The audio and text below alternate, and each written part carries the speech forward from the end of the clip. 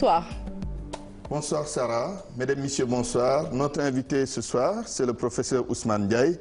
Il est secrétaire général de la Société sénégalaise de pédiatrie. Bonsoir professeur. Bonsoir Antoine. Prétexte de cette invitation, les premières journées nationales conjointes de la Société sénégalaise de pédiatrie, troisième journée de nutrition et pédiatrie sociale qui vont démarrer demain. Alors, avec comme pour thème prévention des maladies infectieuses chez l'enfant. Dites-nous, professeur, quelle est la situation en ce qui concerne les maladies infectieuses chez l'enfant au Sénégal? Merci Antoine. Je vous remercie très sincèrement pour l'occasion que vous m'avez donnée de parler au nom de la Société sénégalaise de pédiatrie, mais également d'un sujet très important qui concerne les maladies infectieuses. On sait que les maladies infectieuses dans le monde, en particulier en Afrique, est la première cause de mortalité chez les enfants de moins de 5 ans. Donc, situation alarmante. C'est une situation extrêmement alarmante au Sénégal, malgré beaucoup d'efforts qui ont été faits pour réduire la mortalité et la morbidité qui est liée à ces infections.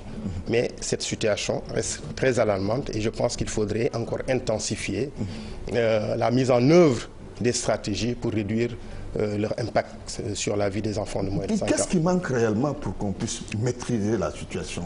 Oui, c'est une situation un peu plus complexe parce que quand on voit les maladies infectieuses, il y a une catégorie de maladies infectieuses qui sont accessibles à la prévention. Donc ce sont ces maladies qui sont prévenues par la vaccination. Donc c'est ce qu'on appelle les maladies évitables par la vaccination. Et on sait qu'il y a des vaccins très efficaces et l'État a fait beaucoup d'efforts pour introduire la majorité des antigènes, des vaccins pour lutter contre ces maladies infectieuses. En revanche, il y a certaines maladies infectieuses qui ne sont pas prévenues par la vaccination. Et dans ce cas, quand ça survient, il faut des traitements. Et il faut des traitements efficaces. Et malheureusement, il y a beaucoup de ces microbes qui sont résistants aux traitements qu'on utilise, les antibiotiques. Les maladies infectieuses tuent plus que les autres maladies. Mais quelle est la tranche d'âge la plus touchée? Oui, je pense que vous l'avez dit tout à l'heure, c'est-à-dire quand on parle de maladies infectieuses, la tranche d'âge la plus sensible et la plus touchée, ce sont les enfants surtout de moins de 5 ans. Donc cette tranche d'âge, c'est une tranche d'âge d'enfant qui est en train de maturer son système de défense et qui est aussi victime de certaines maladies telles que la malnutrition qui font le lit de ces infections. Et c'est pourquoi vous voyez que toutes les stratégies qui sont développées au niveau national, du niveau communautaire au niveau des structures, donc sont dirigées sur cette tranche d'âge qui est la plus sensible.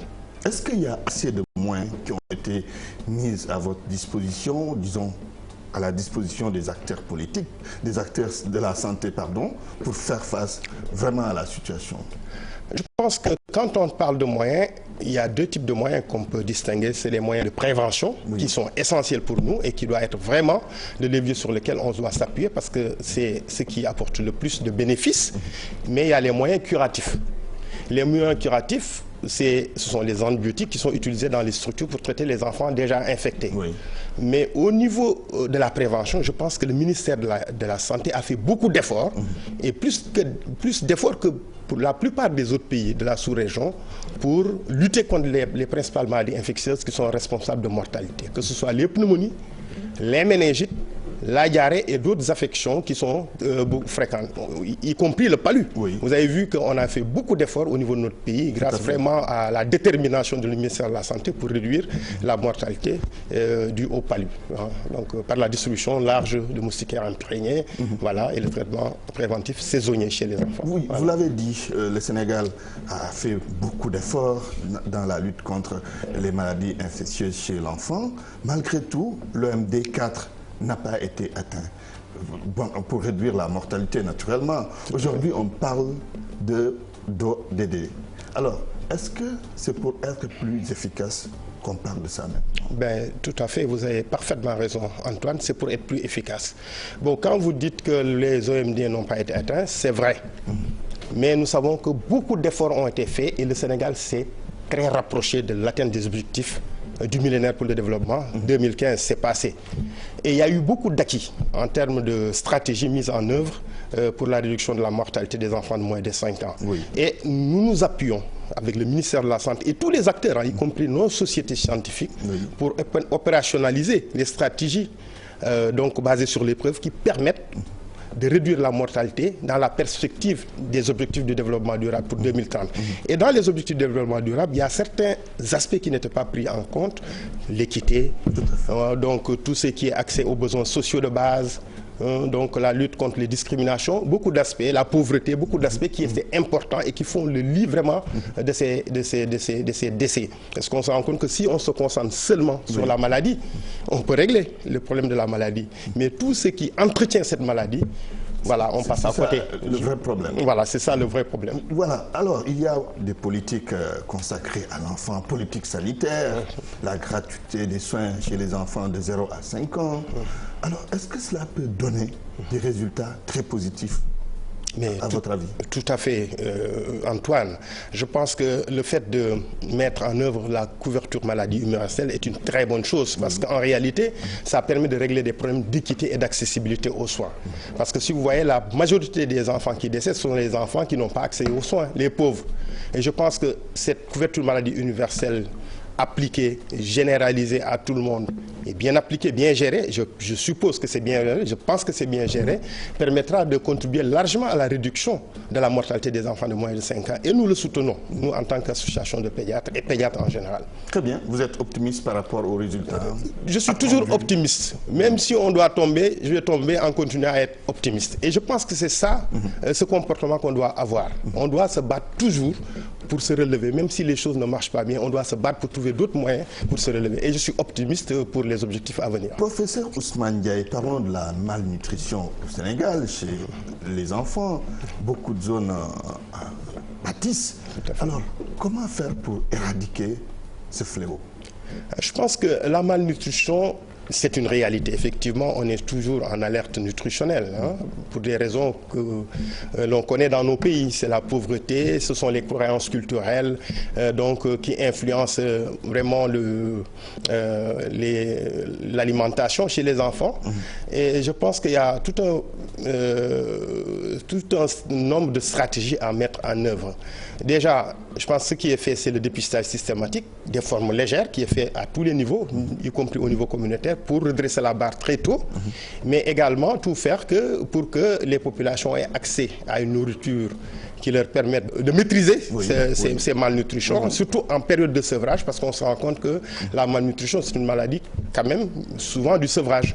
Quand une diversification est très mal faite, on a des états de malnutrition et c'est un problème surtout d'information des populations. Et je pense que le ministère de la Santé et tous les acteurs sont dans cette dynamique. Nous informons du niveau communautaire au niveau des structures. On informe aujourd'hui et on continue d'informer tous les jours pour que les populations aient conscience qu'ils ont les moyens dans leur environnement qui leur permettent d'éviter parfois certaines formes de malnutrition. Très bien. Pour une bonne prise en charge des enfants, il faut naturellement un nombre conséquent de pédiatres. Y a-t-il assez de pédiatres au Sénégal? Ouais, nous pouvons dire que pour la population générale, nous n'avons pas suffisamment de pédiatres. Et même quand il y en a... Le ratio n'est pas correct. Voilà, le ratio n'est pas correct parce qu'on a une centaine de pédiatres pour une population de 13 millions. Et nous continuons de former des pédiatres et nous nous battons beaucoup avec les autorités pour qu'on ait plus de recrutement en termes d'étudiants qui fassent la pédiatrie. Et récemment, le ministère de la Santé a fait des efforts en mettant à la disposition des médecins des bourses qui leur permettent de faire des spécialités, la pédiatrie, l'obstétrique, etc. Mais l'autre élément, c'est que ces pédiatres, même s'ils en existent, ils sont très mal répartis.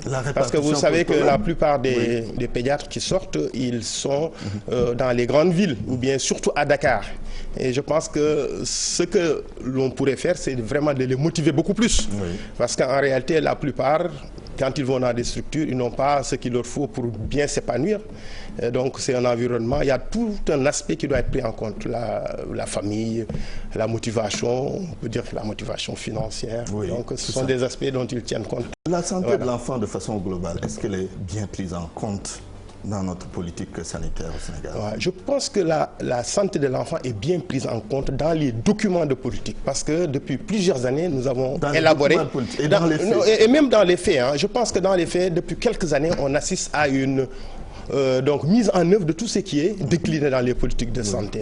Et je pense que c'est cet aspect opérationnel qui pendant longtemps a manqué. Mais aujourd'hui, de plus en plus, le ministère de la Santé essaie de mutualiser toutes les ressources humaines matériel, le secteur privé, le secteur public, pour mettre en œuvre de façon vraiment beaucoup plus efficace toutes ces stratégies qui sont dégagées. Il y a des choses à rectifier, à votre avis? Non, je pense que... bien à améliorer. Voilà, il y a des choses à améliorer, mais je pense qu'à notre niveau, nous, acteurs donc, qui officions dans le secteur de la santé, nous avons montré beaucoup plus d'engagement, en sachant que cette mortalité, ce n'est pas une question du ministère de la Santé, c'est une question de tout le monde. Ce sont nos enfants qui décèdent, ce ne sont pas les enfants des autres, ce sont nos enfants. Donc je pense qu'il faudrait beaucoup plus d'engagement et qu'il faudrait aussi que les autorités fassent beaucoup plus d'efforts aussi pour améliorer parfois les moyens qui sont soit dans les structures hospitalières, améliorer aussi les ressources humaines, ça il faut le dire, parce que les carences en ressources humaines aussi sont des facteurs qui entraînent la mortalité des enfants de moins de 5 ans. Et ça c'est important, je pense qu'il y a des efforts qui ont été faits, mais on demande beaucoup plus d'efforts. On demande que ça, on ne demande pas la barbe du bon Dieu, mais nous demandons un peu plus d'efforts, ressources humaines, ressources matérielles, des infrastructures pour nous permettre de bien faire le travail. En tout cas, nous sommes au terme de cet entretien. Je vous remercie, professeur Ousmane Diaye. Merci. Merci également à Awambay, Madame Santé de la RFM. Merci beaucoup. Qui m'a filé quelques tuyaux par rapport à cet entretien.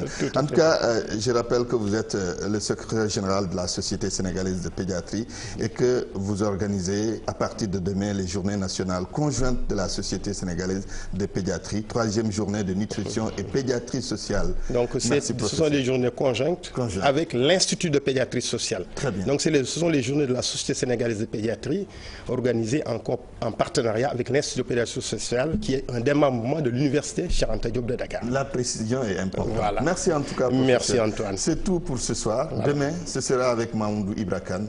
Excellente soirée.